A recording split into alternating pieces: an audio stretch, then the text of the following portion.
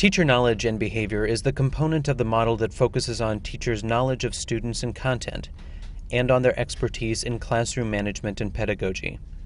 Teacher behavior is the element of teacher knowledge and behavior that encompasses classroom management and pedagogy. More information on this can be found in the Technology as Facilitator of Quality Education model. A fourth grade class is beginning a language arts unit in which the students will read the book The Left-Handed Shortstop by Patricia Riley Giff. The teachers, a resource teacher and the classroom teacher, discuss appropriate behavior during group work, and they outline their expectations clearly. The teachers provide each student with a scorecard, with which the students can assess their own performance during the unit. The teachers demonstrate an element of pedagogy by promoting a high level of engagement on the part of the students. The second rule that we have is to be a team player. Throughout this unit, you're going to have several opportunities to work with several of your classmates. As you're working with your classmates, you want to definitely make sure that you're working together as a team and you're working collectively. And if you see your neighbor that might be a little bit off task, you may want to give them a little friendly reminder, him or her friendly reminder, to stay on task. Which leads us to our third rule, which is to stay in the game. We definitely want to make sure that we are going to all be working together to learn everything that we can about this story, learn all the different objectives that we have.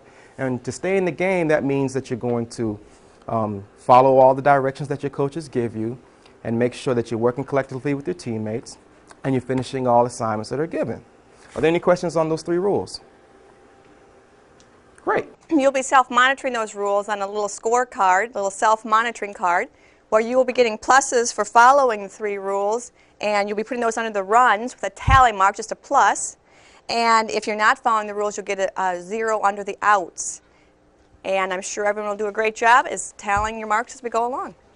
I'll pass out your scorecard. The teachers manage a preview session that focuses on the procedures the students will follow in the next activity. The resource teacher will read the first chapter of The Left-Handed Shortstop aloud. The classroom teacher will call timeouts to introduce new characters, settings, and events in the story. The students will record this information on a worksheet that diagrams the structure of the story in the shape of a baseball diamond. The teacher's ability to organize the lesson content and the classroom activities demonstrates content management, an element of classroom management. Now, as you can see, we have a bubble for the characters and for the setting, and also for the problems in the middle. Mrs. Miller is going to read chapter 1 for you, and as she's reading through chapter 1, as we come across important portions of information in the story, I'm going to call a timeout by blowing my whistle, and I'm going to share with you some of those important parts. I'm going to plug them in up here on the screen in front of you, and at the end of the lesson, we'll put them on a bulletin board in the back. But as we're filling them in on the board in front, I would like for you all to fill them in on the sheets that I've given you in front of you. And you'll see that whenever you read a story like this, which is fiction, a fiction story, you're going to have the same type of story structure no matter which fiction story that you're reading. And most fiction stories are going to start out with a character at the top. They'll tell you about their characters in the first chapter, and they'll tell you about the setting. So we can anticipate that those are the two pieces that this book is going to start with. Most fiction stories also have a problem. And the problem in a sports story, can you guess what's going to happen in a sports story? Anyone guess? Vijay? Some other great challenges with another team. You're going to have a challenge or a game against teams, and one team's going to win and one team's going to lose. The resource teacher introduces the students to one of the technological tools they will use as they read the next chapter of the book. Students can use the Quictionary pen to scan unfamiliar words, and the pen will provide definitions for them. The teacher demonstrates an element of pedagogy by choosing appropriate instructional resources. She not only gives access to useful technology, she shows the students how to use it in a way that enhances learning. I agree. Well, Quictionary pen has this entire dictionary in here, the entire collegiate dictionary right here in this pen. And Seiko actually originally made this, the people that make your watches and everything, but it was bought out by another company called Wizcom. And they're the ones that actually have made this thing called the Quictionary pen.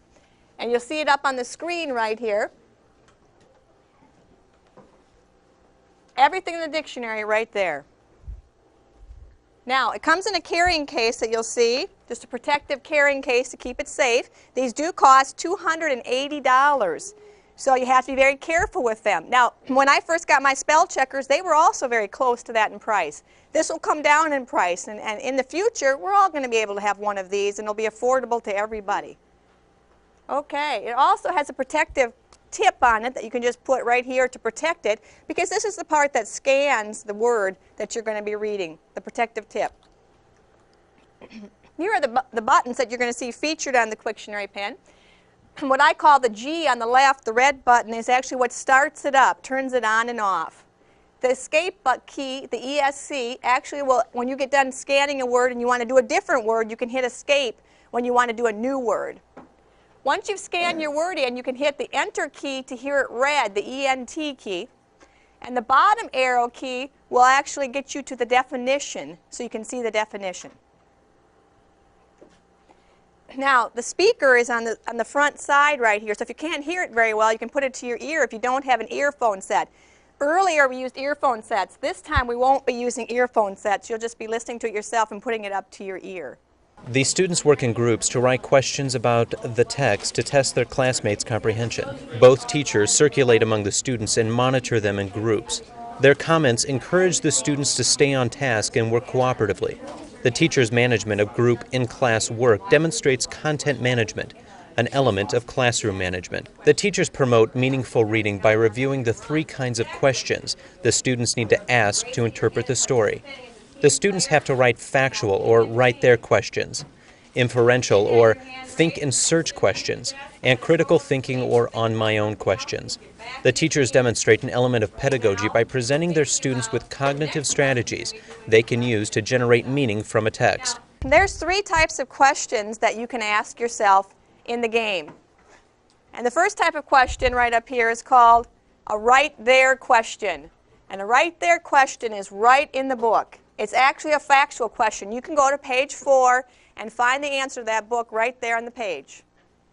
A right there question, if I talked about Little Red Riding Hood, I could say, what did Little Red Riding Hood wear on her way to her grandma's?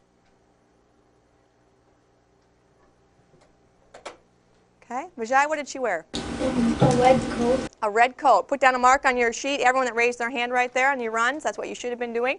It tells you in Little Red Riding Hood that she had a red cloak on and she was going to her grandma's. That's a right there question. That's the easiest question you could come up with. And most teachers want you to move on and get past that and not always just ask right there questions. They want you to get down here into the next type of question, which is called a think and search question. That question's a little more difficult because it's not right there in the book. It's one you kind of have to think about and decide, why would they have done that? And they give you some ideas in the book, but they don't have it written right out. And my question for you is, why did the wolf go into the grandma's bed? Next type of question is called an on my own question. This is totally your own opinion, what you want to come up with, why you think something happened. The book doesn't necessarily tell you why, but it's your own question. And the question I'm thinking of with Little Riding Hood is, why did she wear red clothes? Why did she wear a red cloak? As she reviews the different kinds of questions the students need to write, the teacher corrects irresponsible and inappropriate behavior by having the students mark a 0 under outs on their scorecards. This is an example of conduct management, an element of classroom management. Okay, right now, Kenny and Vijay, you need to put a 0 down. Vijay and Kenny, put a 0 down under the outs. Right now, you need to be looking up here and thinking about what I'm talking about. So on your card, you put a 0 under outs. The teachers further demonstrate pedagogy by providing their students with multiple paths to knowledge. The teachers give the students access to appropriate technological resources that will enhance their learning. The students are shown how to use the Franklin Spell Checker to help them correct their spelling.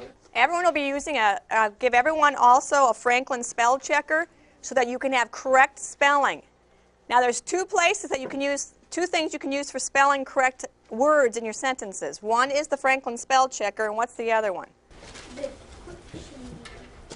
Quictionary. Not a Quictionary pen, because a Quictionary pen doesn't help with spelling. That's just reading. Kelsey? A dictionary could be. This is going to be a lot quicker than a dictionary. We're not using dictionaries. Matt? A book. So if you need to know how to spell a person's name, look in the book. Don't just try to guess at it. Now, if there's a word you don't know how to spell, You can go ahead and type it in how you think it should be spelled. And I'm going to go with the word nudged. Maybe you want to say something let me see, Walter nudged Casey in class, or who nudged Casey in class. And when I listen to sounds in nudge, now if I'm trying to sound it out, Jordan, what sounds would you hear in nudge? Nudge. What are those sounds? N-A-N-G. The in the middle isn't an A. U. It's a U, right? And I would go with nudge. What says J? G. Could be a G or a J. We'll go with a G. G or a J. I'm going to hit enter, and we'll see what word comes up here. And see the correct spelling of nudge.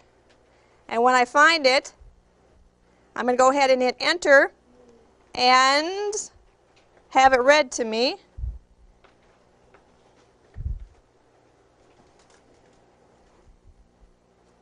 Here it is. Now I'm going to hit say, and here's the word. I'll turn my volume up. Nudge. Nudge. It's spelled N-U-D-G-E, so it can actually have the correct spelling right here listed on my Franklin spell checker. So everything should be spelled correctly. The classroom teacher encourages his students to engage in language study by applying various vocabulary learning strategies. He encourages the students to recognize base words, check dictionaries, ask someone else what a word means, and infer a word's meaning from context.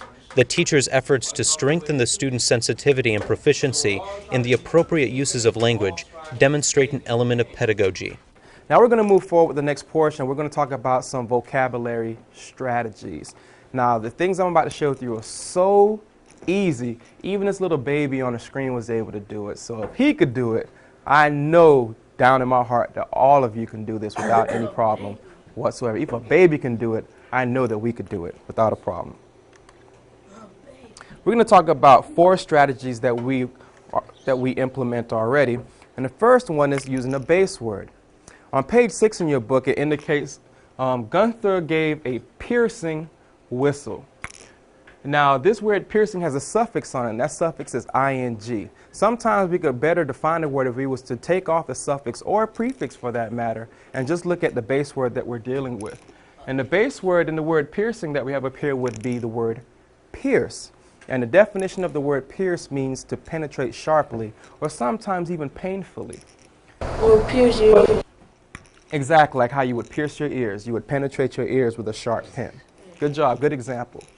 Now, I don't want you to think that you only have to use one strategy or use one strategy over another. They're all good strategies, but they become even more effective when you use them in conjunction with one another. When you use multiple strategies, for example, you can ask someone, and if that person gives you a definition, you can still check it in the dictionary, and then you both can see if you're right. You still can check what they thought the definition was by using it in this context. See if it fits.